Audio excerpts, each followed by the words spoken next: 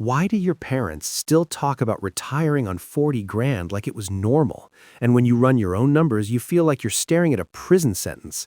That's the question I want you to sit with for the next 12 minutes. Not because I'm trying to scare you, I'm not, but because if you don't look at this square in the face, you're going to wake up at 65 and realize the game was rigged 30 years before you even started playing. Most people think the difference between 1995 and now is just inflation. You go to the BLS calculator, punch in $40,000 from 1995, and it spits out about $82,000 today. Cool, problem solved. Just need to make six figures in retirement instead of 40 grand. Totally doable, right? Wrong. That calculator is lying to you. It's averaging everything: TVs, clothes, gasoline, bananas, stuff that got cheaper or stayed flat. But the big, immovable costs of an actual middle-class American life, the ones your parents' 40K comfortably covered, those didn't go up 2x. They went up 5x, 6x, even 10x in some categories. Let me prove it.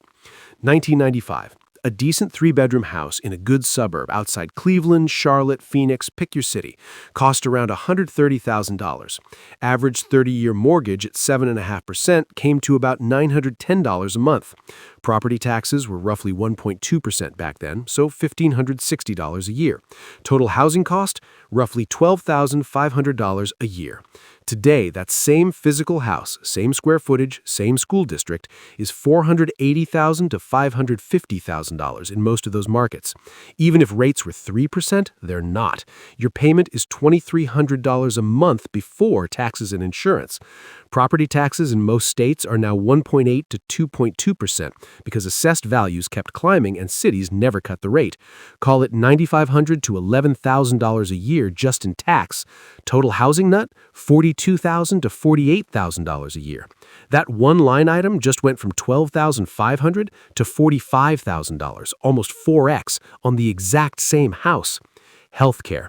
In 1995, a good family PPO through an employer ran the retiree about $3,800 a year in premiums if they kept it after 65. Then Medicare kicked in and the supplemental was cheap.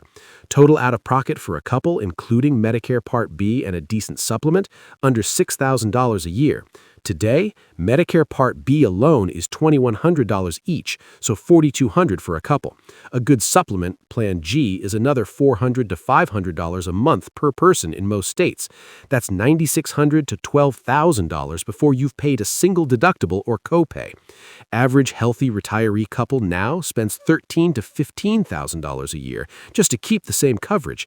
And if either of you ends up with one hospital stay or a specialty drug, you're looking at another $10K to $30K easy. That's 6 to 8x what your parents paid for the same peace of mind. College for the grandkids. Yeah, I know you're not legally required to pay for it, but your parents did. It was part of the comfortable middle-class script. In 1995, a state flagship university was $3,200 a year in-state. 4 years, 2 kids, $25,600 total out of pocket after scholarships. Your parents wrote those checks without blinking.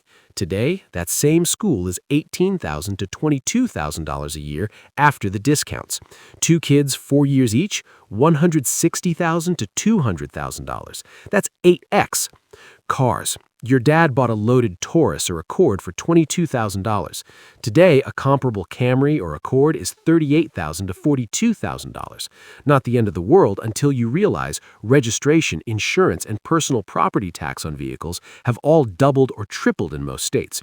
Groceries, utilities, everything got more expensive, sure, but the big lifestyle pillars, housing, healthcare, and passing something on to your kids, didn't double. They exploded. So let's stop screwing around and run the real number. Your parents' comfortable retirement in 1995 required roughly $40,000 in today's purchasing power for the small stuff, but the big costs stacked up to something closer to $75,000 to $80,000 in real 2024 dollars when you adjust only the things that actually matter. Now, let's do it properly. Here's what a carbon copy lifestyle actually costs in 2024. Housing, same size house, same neighborhood quality, $45,000. Property tax and insurance, $12,000. Healthcare, same coverage, no skimping, $15,000. 2 reliable cars, paid off, insurance, registration, maintenance, $9,000. Utilities, same usage, $5,000. Groceries, same quality, quantity, $11,000. Travel, one domestic trip and one nice vacation per year like your parents did, $9,000. Helping grandkids, not full ride but the same proportional help, $10,000. Everything else, clothes, dining out, hobbies, gifts, charity, $18,000. Total, $234,000 a year. That's not me being dramatic. That's literally the spreadsheet I built for my own parents' exact lifestyle, updated to 2024 costs in the Charlotte Metro where they retired. $234,000 to $240,000, 6 times what they lived on. And that's before taxes. Your parents lived on $40K pre-tax because Social Security was barely taxed and their pension wasn't huge. Today, you'll need most of that $240K to come from taxable accounts if you want to retire before 59.5 without penalties. So gross it up another 20–25% depending on your state. You're staring at $280,000 to $300,000 of income just to live like a 1995 school principal and his teacher wife. Now let's make this hurt a little more. Meet Derek. 43, lives in the Atlanta suburbs, married, 2 kids, makes $142,000 a year as a senior project manager for a logistics company. Good job, top quartile income. He and his wife max their 401ks, put $10K a year into 529s, have $430,000 saved already. They're doing everything right. Derek ran his numbers on new retirement last month. It told him at age 65 he'll have $3.1 million if the market returns 7%. Sounds like a lot. It's not even close. Safe withdrawal rate on $3.1 million is $124,000 a year. After taxes, maybe $100K spendable. That's less than half of the $240K carbon copy lifestyle we just priced out. Derek sat in his driveway at 11 p.m. after running those numbers and literally couldn't move for 20 minutes. He texted me the next day and said, "I've been grinding for 20 years thinking I was building wealth. Turns out I've just been running in place against costs my parents never had to think about." That's the quiet violence of all this. It's not that Derek's lazy or bad with money, it's that the finish line moved 6 times farther away while everyone kept telling him, just keep running. So what do you actually do? You don't move to Thailand, you don't become a crypto bro, you don't quit your job and buy a van. Those are coping mechanisms, not solutions. You make deliberate adult trade-offs that buy back huge chunks of money without torching your quality of life. First, housing, the single biggest lever. Derek and his wife just sold their 2,800 square foot house in Alpharetta and bought a 1,900 square foot one 10 miles farther out. Same schools for the kids, still good district, same commute time because traffic patterns changed. Payment went from $3,600 to $2,100. Property tax from $9,800 to $5,200. Instant $28,800 a year saved. They bank it straight into investments. Second, healthcare. Most people wait until 65 and get crushed.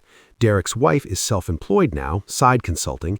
They're using a high deductible plan plus HSA.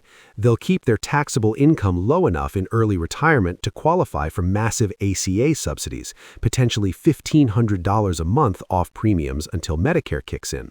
That's another $15,000 to $18,000 a year saved versus the default COBRA then Medicare supplement path most people stumble into. Third, location arbitrage inside the U.S. Not everyone can move, but a lot of you can move 2 hours away and cut your cost of living 25 to 40% while keeping most of your income. Tennessee versus Northern Virginia, South Carolina versus New Jersey, Texas Hill Country versus Denver suburbs. The spread is insane and getting wider. Fourth, stop playing the college tuition game on hard mode. Your parents paid $3,200 a year because states used to fund universities. They don't anymore. So either your kids go to schools that still have merit money, there are dozens, or they start at community college, or they join the military, or they apprentice. There are 20 paths that cost under $40K total now. Pick one. Paying $90K a year so your kid can have the experience is a luxury your parents never had to consider because it didn't exist. Do these 4 things: right-size the house, optimize healthcare, relocate intelligently, and stop overpaying for college, and you just cut that $240K number almost in half. Suddenly, 140K to 160K a year gives you the same life your parents had. That's knowable. That's achievable on a $2 to $2.5 million portfolio instead of $6 million. The math works again. The real takeaway isn't that everything's hopeless, it's that the old rules are dead, but most people are still playing by them and wondering why they're losing. Your parents weren't financial geniuses. They just retired in a 30-year window where the big costs hadn't detached from wages yet. That window closed sometime around 2008, and it's not reopening. So you have two choices. Keep doing what everyone else is doing, grind harder, save more, hope the market gives you 10% forever, and retire at 72 with a lifestyle your parents would have called pinching pennies. Or admit the game changed, reverse engineer exactly what it costs to live the life you actually want, and make the adult trade-offs that get you there while you still have time. Derek closed on the smaller house last week.